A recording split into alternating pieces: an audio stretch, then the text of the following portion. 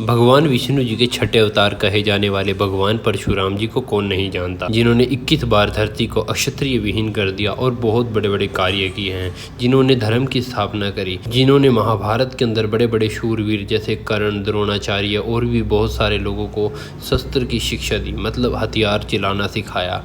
कौन सी कला थी वो जो भगवान परशुराम सिखाते थे? कलीपट्टू क्या है? कलरीपट्टू का अर्थ है युद्ध की कला। वैसे तो ये कला सबसे पुरानी मानी जाती है। भगवान परशुराम जी इसके जनक माने जाते हैं। पूरी दुनिया में फेमस है, लेकिन भारत के कुछ हिस्सों में जैसे कि तमिलनाडु और केरला में सबसे ज़्यादा पाई जाती है, लेकिन भारत के और हिस्सों में इसकी मात्रा बहुत कम है।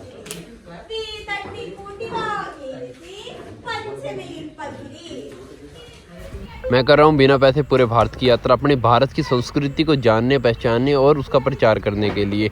जैसे ही मुझे यहाँ के बारे में पता चला तो मैं दौड़ा दौड़ा यहाँ पर आया और इस कलरीपट्टू को देखने के लिए, इसकी आर्ट को समझने के लिए मैं यहाँ पे कम से कम 2 दिन रहा। कलरीपट्टू अपने आप में ही एक अद्भुत कला है, जिसमें हम अपने आप को सेल्फ डिफेंस कर सकते हैं, आत्मरक्षा कर सकते हैं। यहाँ पर बड़े से लेकर छोटे बच्चे तक को कलरीपट्टू सिखाया जाता है। शांत रहना, अनुशासन में रहना, खाना अच्छे से खाना, चीज़ें अनुशासन के तौर पे, वो सारी चीज़ें यहाँ पे सिखाई जाती हैं। अब बात करते हैं कलरीपट्टू से फ़ायदे क्या होते हैं। इसमें घोड़े जैसी चुस्ती आती है, हिरण जैसी फुर्ती आती है, कुत्ते जैसी नींद हो जाती है और बिल्ली जैसे कान हो जाते हैं। कहने का मतलब ये है कि घोड़े की तरह तेज़ भाग सकते हैं, हिरण की तरह अपने आप को स्ट्रेचेबल कर सकते हैं और कुत्ते की तरह जैसे कुत्ता थोड़ी सी आवाज़ सुनते ही उठ जाता है और बिल्ली थोड़ी सी आवाज़ होते ही उसको सुनाई देने लगता है। भगवान परशुराम जी ने कलरीपट्टू सिखाने के साथ साथ में 54 से ज़्यादा गुरुकुल स्थापित किए, जहां पर कलरीपट्टू को सिखाया जाता था। लेकिन उनके बाद में बोधि धर्मन हुए हैं पल्लव वंश के, जिन्होंने भारत को छोड़कर चीन में जाकर अपनी कलरीपट्टू को सिखाना शुरू किया था। लेकिन कुछ भी हो, कलरीपट्टू का जनक भारत को ही माना जाता है। वो बात अलग है कि इसको अब ताइक्वांडो, कुंफू, कराटे या मार्शल आर्ट या और भी कुछ अन्य नाम। मेरा नाम भावना है, मैं चंडीगढ़ से हूँ और मुझे केरला आए हुए 5 महीने हो चुके हैं। जब आप घर से आए थे तो आपके माँ बाप ने क्या सोचकर आपको यहाँ पे भेजा था? जो मेरे दादी जी के भाई थे वो पहलवानी करते थे और उनको चिकित्सा भी आता था, जो आयुर्वेदिक चिकित्सा पहले की जाती थी वो आता था उन्हें। मैंने उनको करते हुए देखा था, मैं काफ़ी छोटी थी तब मैंने उनको करते हुए देखा था, तो वो एक मतलब मेरे दिमाग में उनकी मेमोरी थी। तो उसके बाद मैंने सोचा कि मैं बचपन से ही स्पोर्ट्स में हूँ, मैंने अलग अलग मार्शल आर्ट्स किए, तो बट फिर भी मतलब मुझे ऐसा लगता था कि जैसे मेरी ज़िंदगी में कुछ है जो मतलब लैकिंग है कुछ, तो इसलिए मैंने काफ़ी डिफरेंट मार्शल आर्ट्स ट्राई किए, ताइक्वांडो ट्राई किया, बॉक्सिंग ट्राई किया, वुशु ट्राई किया, बट फिर भी मुझे वो एक फुलफिलमेंट उनमें मिली नहीं। देन उसके बाद कलरी को मैं काफ़ी टाइम पहले से जानती थी, मतलब जब मैं 9th-10th स्टैंडर्ड में तब मुझे कलरी के बारे में पता लगा था। तो मेरे को था कि मुझे कलरी ज़रूर सीखना है, कि कलरी भी एक बार ट्राई करेंगे। तो जब मेरी ग्रेजुएशन कंप्लीट होगी तो मैंने सोचा अब मेरे पास समय है, अब मुझे आना चाहिए, कलरी सीखना चाहिए। केरला में हमेशा से आना चाहती थी, तो मैंने पेरेंट्स से बात की। पेरेंट्स ने पहले पूछा कि क्या होगा कलरी करके, जॉब वगैरह का देखो, उससे ज़्यादा अच्छा तो ये है। तो मैंने आपने पेरेंट्स को पूछा, पेरेंट्स ने आपको पूछा?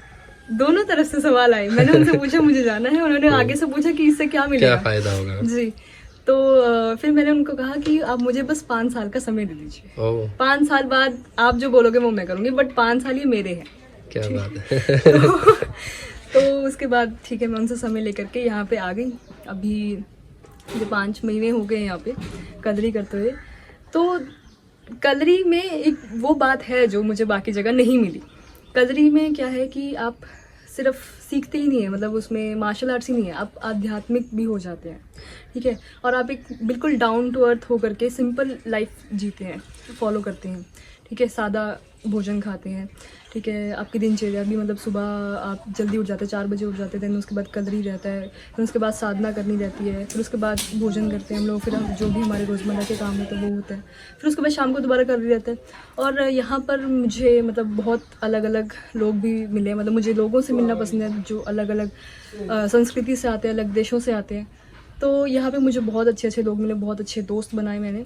कभी कभार ऐसा लगता है कि हाँ कि काफ़ी दूर आई हूँ घर से, कुछ होगा नहीं होगा आगे, इसमें मेरा फ्यूचर है कि नहीं है, पर जब मैं कलरी करती हूँ तो वो सब चीज़ें मेरे दिमाग से निकल जाती है। ठीक है, समय मांगा है मैंने पेरेंट्स से, कुछ ना कुछ मैं कर लूँगी, इतना मुझे भरोसा है अपने पे। फिजिकल एक्सरसाइज भी कर रही है, साथ में कलरी खुद में एक साधना है। हम लोग पूरी कर रही है, कलरी पिट है, वहाँ पे एंटर होते हैं, एक तरह से मंदिर ही है, वहाँ पे जाते हैं, हम पूजा करते हैं। जो कलरी की देवी है माँ काली, हम उनसे प्रार्थना करते हैं कि हमें इस विद्या को मतलब सीखने की शक्ति दें।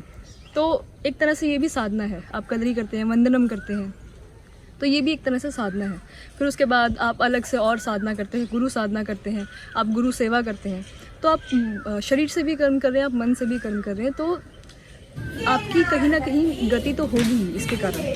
ठीक है, और आप बहुत कुछ सीखते हैं, आपकी पर्सनैलिटी में भी काफ़ी बदलाव आते हैं, आपकी पर्सनैलिटी बहुत डेवलप होती है, आप डाउन टू अर्थ बनते हैं, शांत हो जाते हैं और पहले से, और काफ़ी कुछ होता है, आपकी स्मरण शक्ति बढ़ती है। उसके बाद हम लोग फ्री होते तो हम किताबें पढ़ते हैं। ट्रेनिंग में क्या क्या करवाते हैं? जैसे अभी मैं जो कर रही हूँ, मैं टीचर्स ट्रेनिंग कोर्स कर रही हूँ यहाँ पे, जो मेरा 1 साल का कोर्स है। यहाँ पे कलरी चिकित्सा सिखाई जाती है। तो मेरे कोर्स में कलरी रहता है, जिसमें हम लोग पहले वार्म अप करते हैं, फिर हम लेग एक्सरसाइज करते हैं जिसको कालूगल बोलते हैं, फिर उसके बाद हम लोग चूवड़ करते हैं जो कि फाइटिंग प्रैक्टिस होता है, फिर उसके बाद हम लोग मे पाइट करते हैं जिसको बॉडी कंडीशनिंग बोला जाता है। फिर ऐसे ऐसे करके सीक्वेंस रहता है जो कि आप मतलब लेवल बढ़ता जाता है। जैसे कोलथारी होता है, कोलथारी जितने भी वुडन वेपन्स होते हैं वो होते हैं, फिर अंगतारी करते हैं, अंगतारी मेटल वेपन्स होते हैं, उसके बाद फिर हम ट्रीटमेंट सीखते हैं। कलरी की हिस्ट्री क्या है, आप बता सकते हो? जी, कलरी जैसे बोला जाता है कि सभी विद्याएं भगवान शिव से शुरू हुई।